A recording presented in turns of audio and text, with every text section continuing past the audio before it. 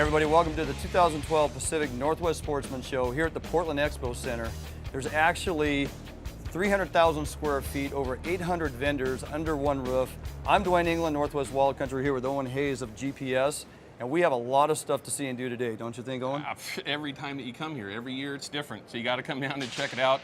It seems like every time you walk through the front door, at least I know I did today, spotted one new gadget that I haven't seen yet. And it seems to be that way every year. It doesn't matter if you bought a product last year, it's a lot like electronics. They wear out or they just get outdated. So coming down and checking out the 2012 Pacific Northwest Sportsman Show is without a doubt the best way to find the newest and greatest gadgets that you're going to need here in the Pacific Northwest chasing fish or hunting big game. Fishing rods, boats, new motors. Bows, for sure. Yeah, vision optics, I mean everything and everything, you know, camping gear, cooking gear, ATVs, motorhomes, and boats, of course. We're standing around and we got tons of boats behind us, so it's all here under one roof. You got to get down here and check it out. And you can never have too much gear. There's no doubt about that. And as a matter of fact, right now we've got Cody Herman out trying to find some of the best equipment for 2012, and I think he's probably going to find something that you're going to want to come down here and check out yourself. So let's go out and see what Cody's got going on.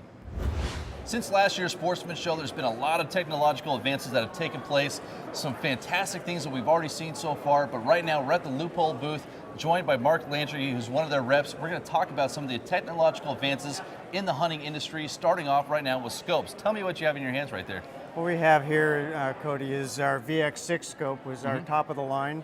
So it has all of the bells and whistles that you would want in an American-made scope. This is Loophole, so we're driving the stake in the ground. This is where we're going to go after the European models. The number of coatings in here for the lenses will give you the clarity that it's absolutely unbelievable. Price points at about the $700 to $1,200, made in the USA. Not just made in the USA, but made here in the Northwest, too. Made in Beaverton, Oregon. You got it. You got to love that. It's in our own backyard, which is a fantastic thing. Very good. So, another thing that's new and different is our VX1, VX2, which has been in the production for, since the early 80s. Absolutely. So VX1, VX2's got a great upgrade, came from the technology of VX6 into the VX1, VX2. So a lot of the technologies from your top of the line have trickled down into some of your products that have been around for years. You bet. Now, the last thing that I want to talk about here is something that I've been paying really close attention to here, just because I do a lot of bow hunting out in the field, and this is something that looks very, very interesting to me. Tell me about this trail camera that you guys have come out with here recently. Okay, the RX1 and RX2 is our trail cam system, and it comes in the camera itself or as a kit. And it's a kit, it's what you're holding here, which is a controller and the camera itself. Interesting. So what you can do is you plug in the controller into the camera, and you're seeing what's happening on that camera live on your controller.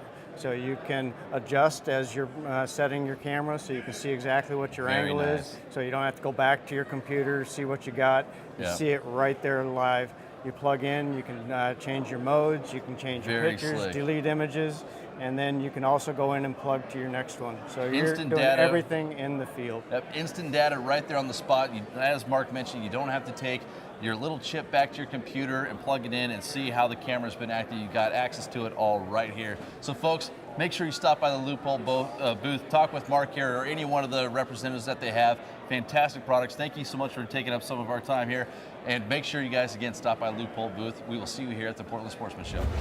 Sitting next to me is Randy Stoneman, owner, builder, designer of Ribtech drift boats. And Randy, you're bringing new technology into the fiberglass drift boat building industry. It was technology that was developed in the aerospace industry, and it's evolved into higher-end marine builds.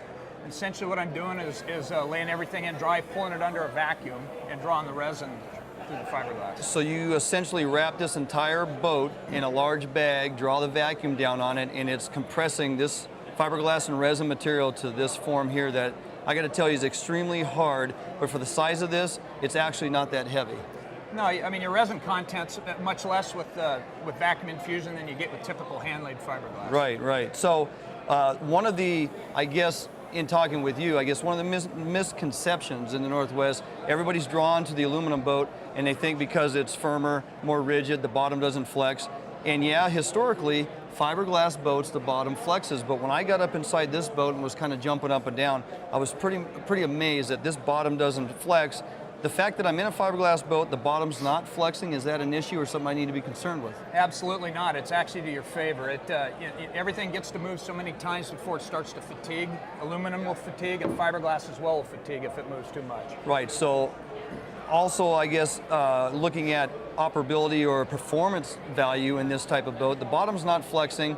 If you've ever rode an aluminum boat and realized how well they respond, it's because the bottom doesn't flex. You get into this glass boat, and I now have a glass boat that you're telling me the bottom doesn't flex, so performance-wise, it's got to be a bonus as well. Absolutely. The relationship between the bottom of the boat and the river, if you got the bottom of the boat moving, you're not going to have any consistency, and the performance will show that.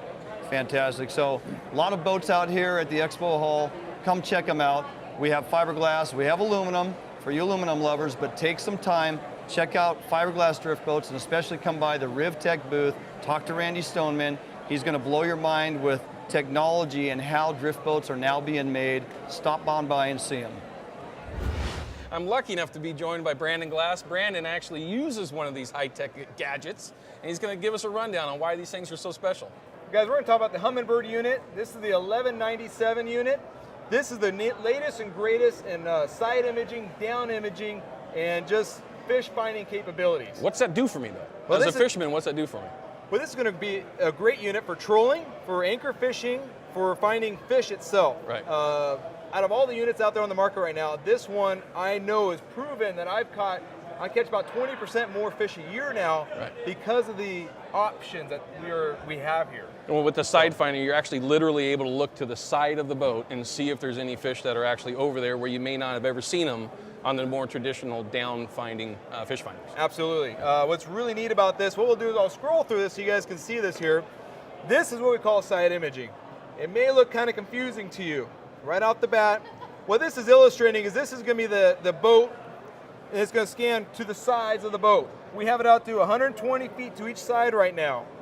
Okay, this is going to be from the boat to the bottom. Okay, that's what this dark blue is right here.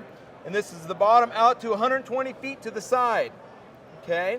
And so it's scanning from the surface to the bottom. Right. Okay, everything in between.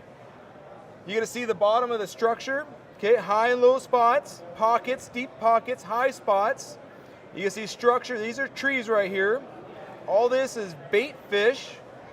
This was probably filmed in a lake, Owen. Right. So this is gonna be illustrating a lot of shiners, bass, some catfish and things like that. Here, this is going to be a tree.